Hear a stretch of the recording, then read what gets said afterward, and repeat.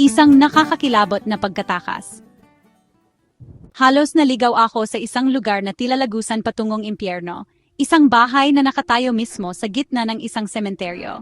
Ang nakakapangilabot na puting istrukturang ito ay may babala sa pintuan na nagpapahiwatig na kapag pumasok ako, wala nang kawala. Mabuti na lang at nabasa ko ang babalang iyon bago pa man ako tuluyang makapasok. At dahil doon, nagawa kong umatras. Habang naglalakad ako papalayo sa nakakatakot na lugar na iyon, may nakita akong isang lalaki na may kasamang humigit kumulang 10 aso. Nang makita ako ng mga aso, agad silang tumakbo papalapit.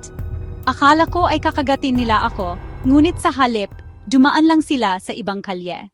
Lumapit ang lalaki at sinabihan akong sumama sa kanya dahil mukhang naliligaw ako. Ngunit sa sandaling susunod na sana ako sa kanya, may naramdaman akong humihila pabalik sa nakakatakot na bahay na iyon. Kasabay nito, bumalik ang mga aso, ngunit ngayon ay may dala na silang malaking malagkit na lubid. Habang papalapit ako sa lalaki, may naramdaman akong kakaiba. Tila, hindi siya mapagkakatiwalaan. At nang mapansin ko ang mga aso na may dalang lubid, nagulat ako nang makita na may mga angel halo sila sa kanilang mga ulo. Dahil dito, mas pinili kong sumama sa mga aso. Para bang sinasabi nila sa akin na hawakan ng lubid dahil ilalabas nila ako sa lugar na iyon. Agad kong hinawakan ng lubid at kinagat ng mga aso ang dulo nito at hinila ako. Dinala nila ako sa ibang daan, isang daan patungo sa tamang lugar, sa mundo ng mga tao.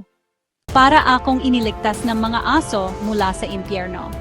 Isang karanasan na hinding-hindi ko malilimutan kung saan ang mga anghel na may 4 na paa ang naging susi sa aking pagtakas mula sa kadiliman.